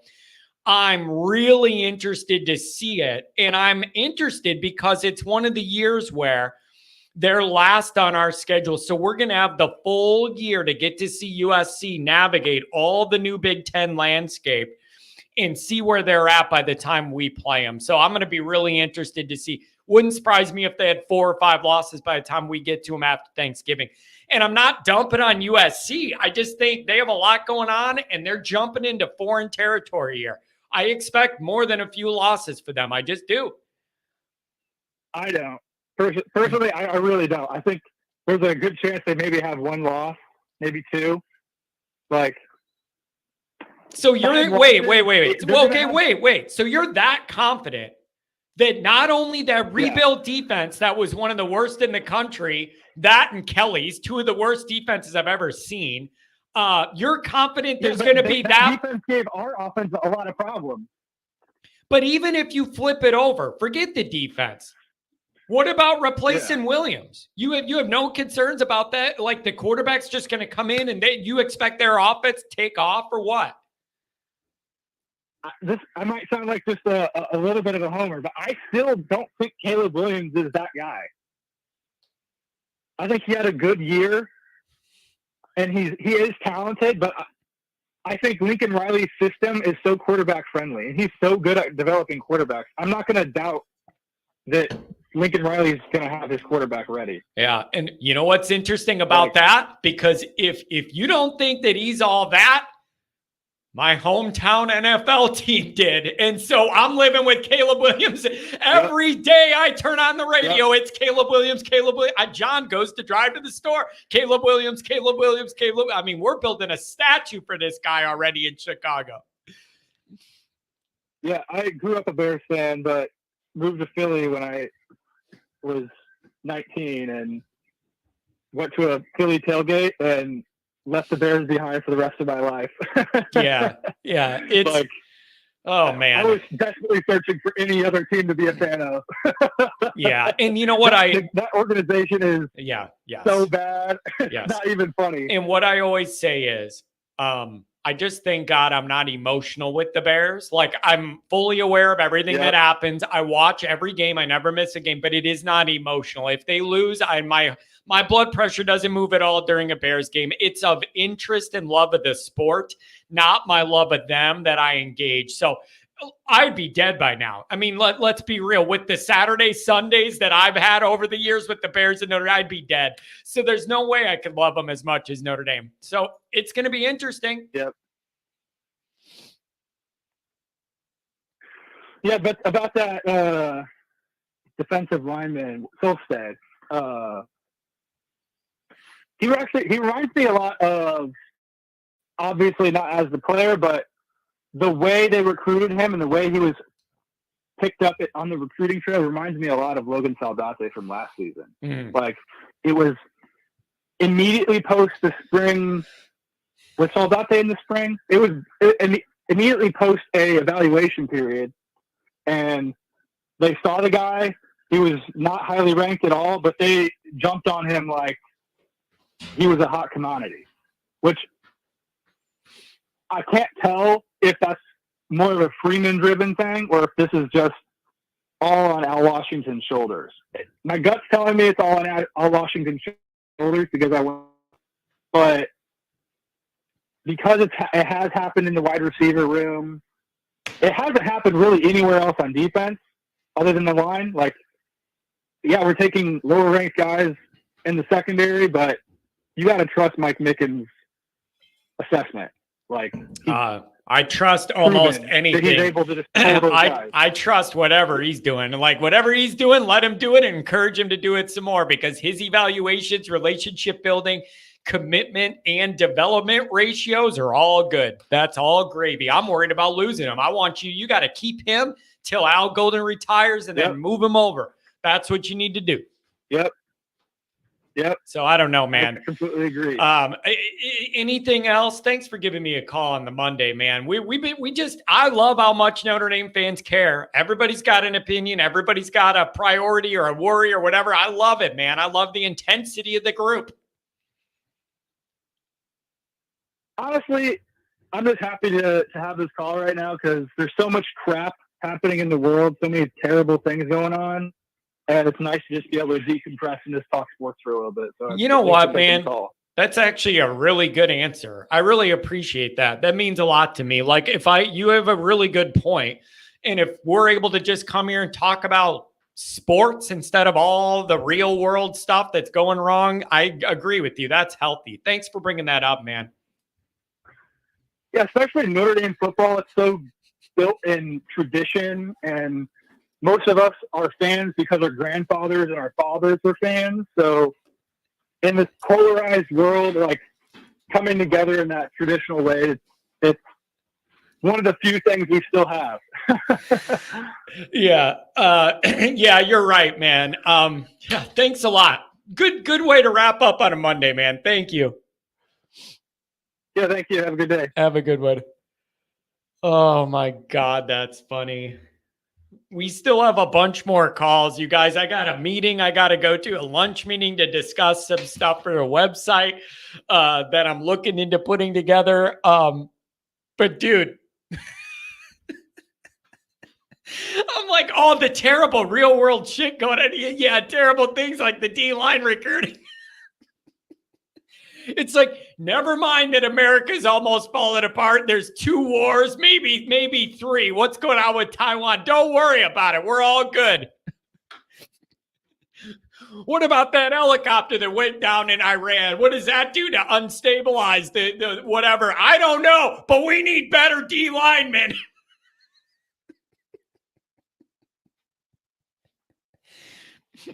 That's the other thing. It's like our priorities. It's like, yeah, there's 2 world wars, and then we got a problem with that helicopter. What's going to happen with Iran now? And China's looking to move on Taiwan, but I don't know. None of that compares to the D-line recruiting. I love that this group has their priorities on lockdown.